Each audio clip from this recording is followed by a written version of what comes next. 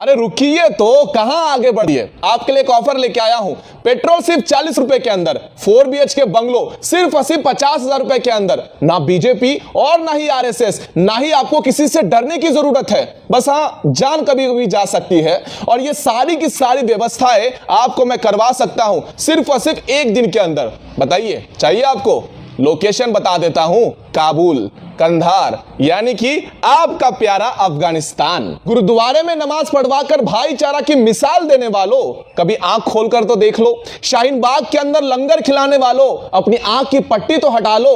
आज अफगानिस्तान का हिंदू और सिख हाथ जोड़कर मोदी जी से भीख मांग रहा है, हमारे देश से प्रार्थना कर रहा है कि कृपया करके हमें भारत में शरण दे दीजिए। लेकिन यहां तो कुछ लोगों ने सीए का विरोध किया था, एनआरसी का विरोध किया था, तो यह कैसे संभव होगा? यहां पर आपको बता दूं कि अफगानिस्तान के अंदर सब कुछ था, बस एक चीज की कमी थी, देशभक्ति और हमारी इंडियन आर्मी। जहां एक तरफ अफगानिस्तान का राष्ट्रपति रातों रात अपनी सारी भूमिका छोड़कर अफगानिस्तान से फरार हो गया, विदेश में जाकर चैन से जीने लगा, वहीं दूसरी ओर एक हिंदू बचा हुआ था, वो आखिरी दम तक उस अफगानिस्तान में डटा रहा, क्योंकि उसे पता है कि अगर जिस दिन वो अफगानिस्तान को छोड़ देगा, उस दिन से अफगानिस्तान का आखिरी हिंदू भी समाप्त हो जाएगा। और यही बात हम लोग यहां पे समझाने का प्रयास कर रहे हैं, लेकिन कुछ सेक्युलर के आंख से पट्टी हटाए नहीं हटती, तो हम क्या करें? एक तरफ जहां पर अफगानिस्तान के सभी मर्दों ने अपनी बहन बेटियों को वहीं पर छोड़कर पहले अपनी जान बचाना जरूरी समझा,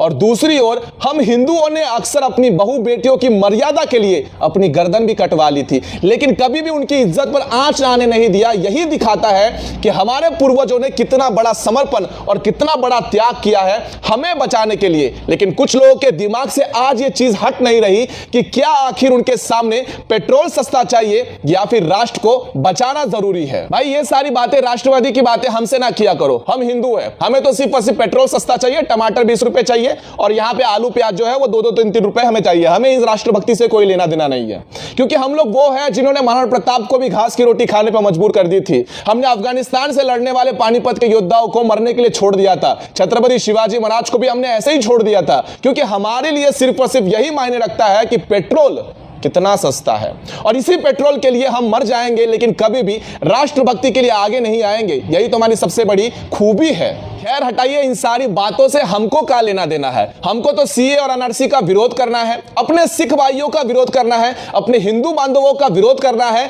और हाँ, खास करके जितने भी रिफ्यूजीज अफगानिस्तान के मुसलमान होंगे उनका समर्थन करना है। याद रखना कि हम हिंदुओं ने अक्सर मंदिर में बैठे सांपों की पूजा की है, लेकिन वही सांप अगर रास्तों के ऊपर उतर जाए और तुम्हें डसने के लिए आ जाए तो उन सांपों को दबोचा जाता है, उन्हें वहीं मारा जाता है। बस यही आपको समझना है कि अगर मंदिर का सांप है तो उसे हाथ जोड़कर नमस्ते कीजिएगा, लेकिन रास्तों के ऊपर कोई विषारी सांप आ जाए तो उसे वहीं दबोचा जाता है। और यही सपेरे आज अफगानिस्तानी के अफगानी बनकर आए हुए रास्तों के ऊपर खड़े होकर कि हमें शरण दो। 56 इस्लामिक राष्ट्र है इस पूरे दुनिया के अंदर, 56, लेकिन किसी भी राष्ट्र ने इन अफगानिस्तान के लोगों को शरण नहीं दिया। आखिर क्यों?